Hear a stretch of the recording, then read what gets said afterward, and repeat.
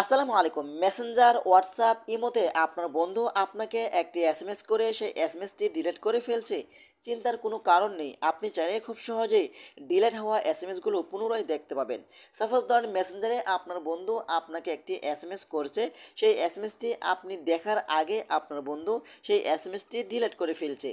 চিন্তার কোনো কারণ নেই। হোয়াটসঅ্যাপ, মেসেঞ্জার, ইমোর সকল ডিলিট হওয়া এসএমএসগুলো পুনরায় আপনি দেখতে পাবেন আপনার ফোনের মাধ্যমে। তো চলুন আপনাদেরকে দেখিয়ে দিচ্ছি এই কাজটি আপনারা কিভাবে করবেন। তার আগে ছোট্ট একটি কথা বলবো, যারা আমার ফেসবুক পেজে নতুন অবশ্যই আমাদের পেজটি ফলো করে রাখুন এমন গুরুত্বপূর্ণ নতুন নতুন ভিডিও পাওয়ার জন্য। আর যারা ইউটিউব চ্যানেলে নতুন অবশ্যই আমাদের ইউটিউব চ্যানেলটি সাবস্ক্রাইব করে রাখুন এবং পাশে থাকা বেল আইকনটি অন করে দিন এমন গুরুত্বপূর্ণ নতুন নতুন ভিডিও পাওয়ার জন্য।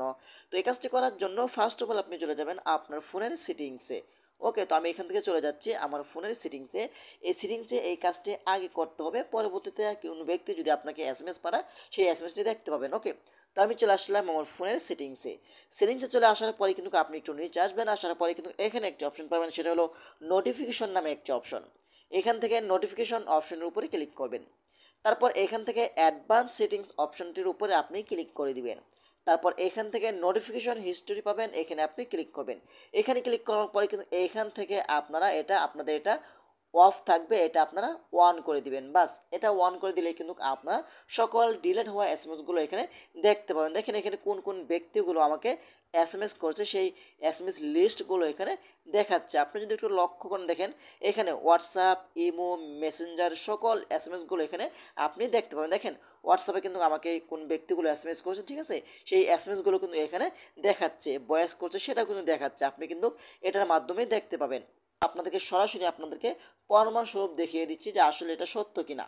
তো আমি চলে যাচ্ছি আমার একটি ফেসবুক আইডি থেকে আরেকটি ফেসবুক আইডিতে মেসেজ করব, ঠিক আছে। তো আমি একটি ফেসবুক আইডিতে চলে আসলাম। ওকে, এখন এখান থেকে আমি এই ব্যক্তিটাকে একটি এসএমএস করব, ঠিক আছে। এই ব্যক্তিকে আমি একটি এসএমএস করছি। ওকে, তো আমি এখান থেকে সেন্ড বাটনে ক্লিক করে দিলাম। এসএমএসটা কিন্তু চলে গেল সেই ব্যক্তির ফোনে, ঠিক আছে। তো এইখান থেকে আমি এসএমএসটি ডিলিট করে দিব। ওই ব্যক্তির কাছ থেকেও ডিলিট করে দিব, আমার এখান থেকেও ডিলিট করে দিব। আপনার উপরে দেখতে একটি এসএমএস চলে এসেছে। ওকে, তো আমি এখান থেকে ডিলিট অপশন উপরে ক্লিক করছি। এখন এখান থেকে ডিলিট ফর এভরিওয়ান এখানে ক্লিক করলে আমার এখান থেকে এসএমএসটি ডিলিট হয়ে যাবে, সেই ব্যক্তির কাছ থেকেও কিন্তু এসএমএসটি ডিলিট হয়ে যাবে। দেখেন এসএমএসটি কিন্তু ডিলিট হয়ে গেছে। তো আমি একটু টাইমটা একটু লক্ষ্য করবেন, উপরে কিন্তু দেখতে পাচ্ছেন এখানে 8টা 31 বাজে। তো 8টা 31-এ কিন্তু আমি একটি এসএমএস সেন্ড করেছি। ওকে, তো আমি চলে যাচ্ছি আবারও আমার সেই ফোনের সেটিংসে। ওকে, সেটিংসে চলে আসার পরে কিন্তু আপনি এখানে নোটিফিকেশন অপশনে আপনি আবার চলে আসবেন। আসার পর এখান থেকে আপনি আবারও অ্যাডভান্স নিচে ক্লিক করবেন। তারপর এখান থেকে নোটিফিকেশন হিস্ট্রিতে আপনি আবারও ক্লিক করবেন। ক্লিক করার পরে দেখতে পাচ্ছেন এখানে দেখেন আপনি লক্ষ্য করুন 8টা 31 বাজে। দেখেন কেমন আসো, 8টা 31-এ কিন্তু আমার একটি এসএমএস চলে এসেছে, ঠিক আছে। তো দেখেন আপনাদের সামনেই কিন্তু আমি এসএমএসটি ডিলিট করে দিয়েছি, তারপরেও কিন্তু এই এসএমএসটি এখানে চলে এসেছে। তো এভাবেই চাইলে কিন্তু আপনারা খুব সহজেই আপনার বন্ধুবান্ধব যদি আপনাকে একটি এসএমএস করে সেই এসএমএসটা ডিলিট করে ফেলে, আপনি চাইলে খুব সহজেই এই পদ্ধতিটি অবলম্বন করে খুব সহজেই দেখতে পাবেন। তো আশা করি ভিডিওটা শেয়ার করে দিতে পারেন এবং আপনার টাইমলাইনে রেখে দিতে পারেন এবং আমাদের পেজটি ফলো করতে পারেন এমন গুরুত্বপূর্ণ নতুন নতুন ভিডিও পাওয়ার জন্য।